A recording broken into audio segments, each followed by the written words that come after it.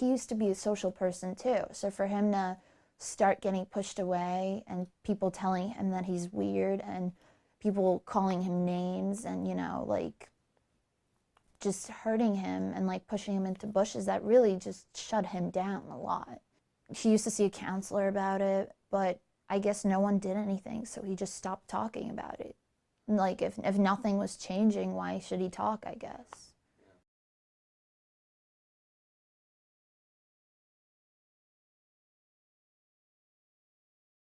I tried to introduce him with video game club, and I know he did well with that for a while, but then about 2 months after, he just started shutting down again. I'm not sure exactly why. He never told me.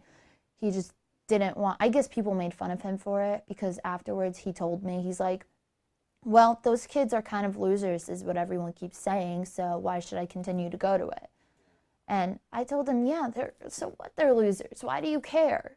It just like hurt me because I really did care about him a lot, and even now I still do, and I just can't imagine the pain he went through.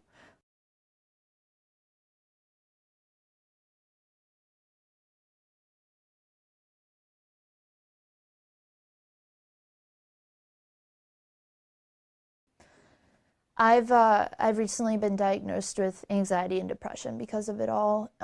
My family went through so much.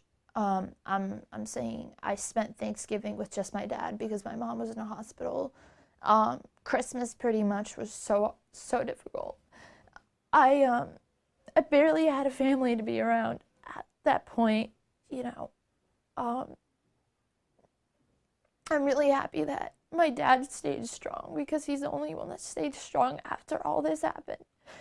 And I've never seen my dad cry, and I've never until then, and I've never seen my dad be so compassionate about my mom, and I started getting scared after a while because I read after, like, I do a lot of research, which is why I love being in marketing, but I read a lot that like a lot of parents get divorced after a child dies, and that was my biggest fear, like what's going to happen next, you know? And my dad actually took his time, he took time off from work. He went, and when my mom was in in the hospital in an induced coma, which was right around Christmas time, he would spend hours by her bed holding her hand, just speaking to her.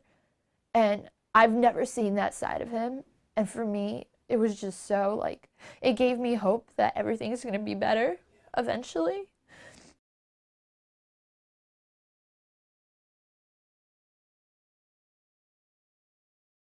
You feel like you're being ignored, find someone else. If the school isn't helping, talk to your parents. Your parents obviously know.